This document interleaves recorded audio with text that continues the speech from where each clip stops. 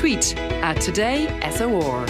Operating a pharmacy has become an increasingly dangerous business. That's according to a survey published today by the Irish Pharmacy Union. It reveals 4 out of 5 pharmacies have been the victim of crime. The union says crime levels have reached crisis proportions, and it's calling for tougher sentencing and a more visible Garda presence to address this problem. With me in studio, Daragh Connolly, President of the Irish Pharmacy Union, and on the line, Grania O'Leary, a pharmacist on Pearse Street in Dublin city centre. We'll talk about the survey in a moment, but remind us of what happened in your own pharmacy in Dungarvan, Daragh. It's about 5 years ago now, Sean. I was alerted by one of my members of staff that there was a young couple, and the gentleman who was part of this young couple had decided that he was going to take some cosmetics from my pharmacy without paying.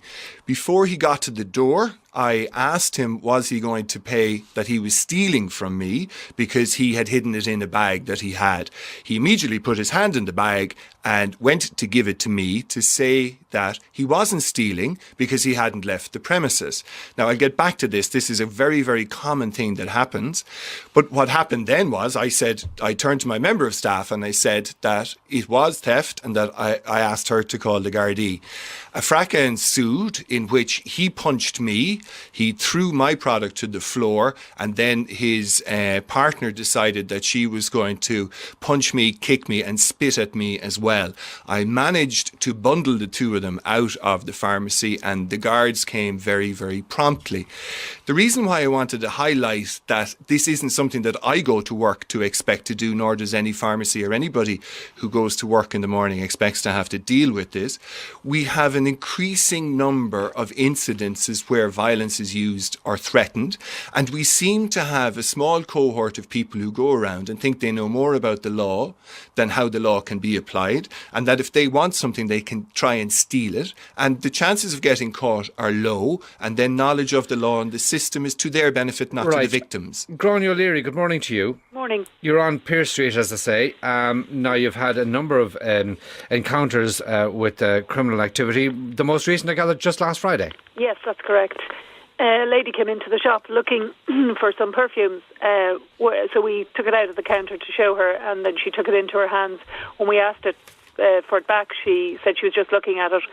My colleague followed her to the other side of the shop, where she just picked up 2 makeup brushes. So we then realised that she wasn't actually going to pay for them. She'd been kind of aggressive in her behaviour anyway.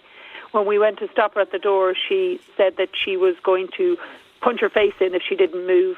My colleague was blocking the door. She continued to block the door. She said, "I'll kill you if you don't move." And she pushed past her and continued to threaten her as she ran out the door. You have a Garda station close by. Were they on the scene quickly? No, they weren't, because there was something more serious happening at the time, so I'm afraid we were down the pecking order because there's only a finite amount of them to get everywhere. And there was a much more serious incident you had a couple of years ago, is that right? Yes, a gentleman came in to me personally, and he went to hold us up. He said, "Open the till," and he went running over to me. So I told my colleagues to run into the dispensary because it's quite protected in there. There's only a small gap to get into it. And I was outside and I was trying to ask him what he wanted, but he was high on drugs. He then took up a hunting knife and ran towards me. So I fought him off. We fought and tussled and everything else, and I was just shouting at him, "Just tell me what you want."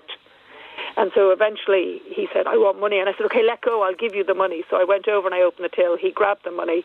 He ran outside where a gentleman was waiting to drive off. And Grania, what's the effect of incidents like that and the one last Friday on yourself and staff?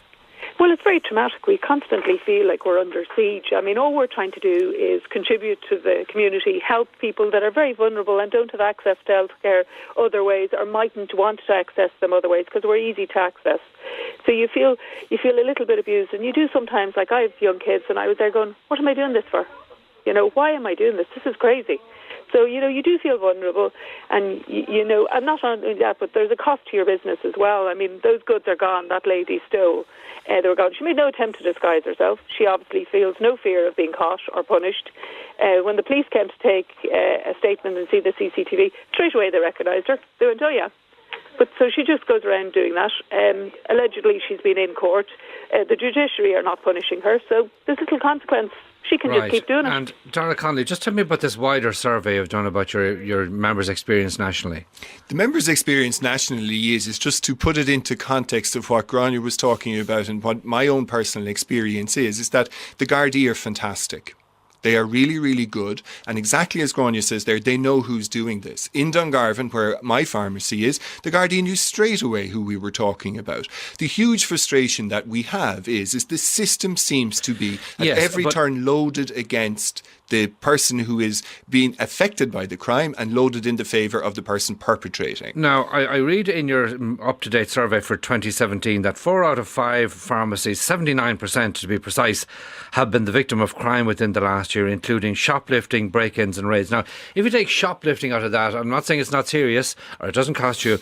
If you take shoplifting out, what then are the level of intrusions on people's businesses by way of break-ins or indeed raids? What we're looking at is 1 in 5 pharmacies have been broken into, not only over the course of the survey, but going back further than that. And then when you see the level of violence that's used, 1 in 5 violent incidences is using a weapon, most typically a knife, but it's not unheard of for pharmacists to have guns put in their faces.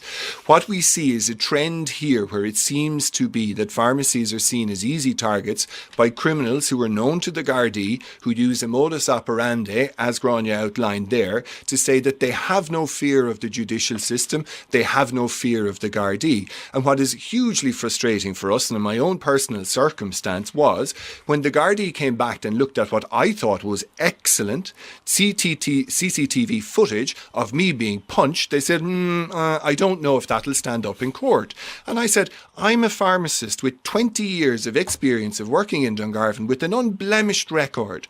If I go into court and say he punched me, and I did not retaliate because I was afraid that I would be the one in the dock, you're telling me I won't be believed because the CCTV could be a little bit grainy. And she said not only that I would have to give the whole day's worth of CCTV to his defence in case I had an altercation with him during the day in which I annoyed him. And it could have been my fault that he swung out at me. Now, when you say that these figures in your survey are truly shocking, is that because, is there an increase in what people are going through? There is an increase in what people are going through, and it seems to be that there is a despondency also among members. And if I can quote you, one of the members who answered the survey says, unfortunately, the culprits know the law better than anyone, and it seems that they know how to work the system. And they often know they'll get away lightly or aren't deterred by the prospect of being arrested or jailed. Also, they don't care about the cost to the business, but there should be a system in place whereby they are made to repay at least some of the costs of what they have done. As my understanding of crime and my understanding of retribution is, as a community pharmacist, I'm not interested in locking up people. What I'm interested in is being able to serve my community, just as Grania wants to do it in Pearse Street, as every pharmacist wants to do it. We're not getting to the root cause of these problems, and the judicial system is loaded against the victim in terms of to the perpetrator. What happened in the instance in my pharmacy in Dungarvan was that fellow gave no account for himself in court at all. Because the CCTV footage was better of me being spat at and kicked by the girl, it was brought to her attention that she was going to have to face consequences for this. She then, instead of pleading guilty to assault, said that she would plead guilty to affray for a lesser sentence. Because they were both out on bail for something else anyway, it all got rolled up into one. And when I said to the guard, well, can I not go to court and give an account to myself? She said, will you prepare to go to the expense of getting another pharmacist to come in, do your day's work, to turn up, and then she says, she has a headache, or that her senior counsel didn't arrive in order, and the thing is postponed.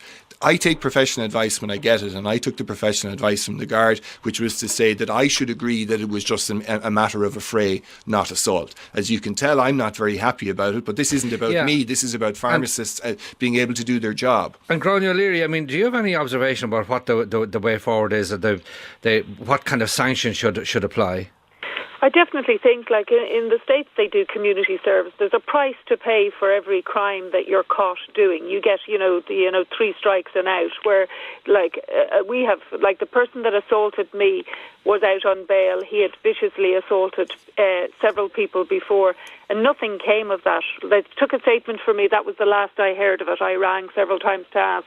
So there's no consequences to their actions, and I feel if these people felt there was a cost to what they did, and if they were even stopped to realise that there is a cost, not just like a cost as in the monetary as cost. We know, the revolving door applies, and we hear it week in, week out from Paddy O'Gorman, people saying, OK, look, I'll take the sentence, I won't pay the fine, and they're out after an hour, and they're brought perhaps by taxi or prison van in both directions. Community service, might that be an option?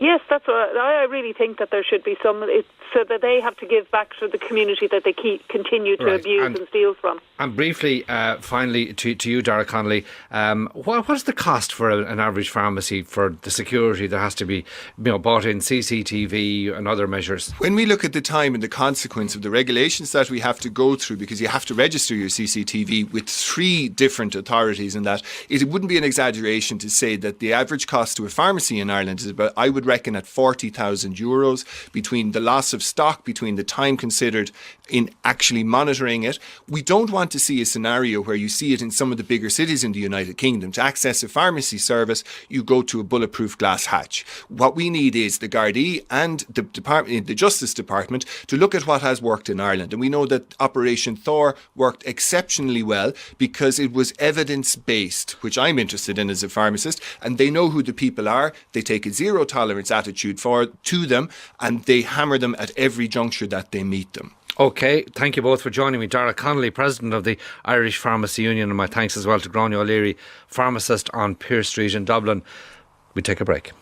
Today with Sean O'Rourke on RTÉ Radio.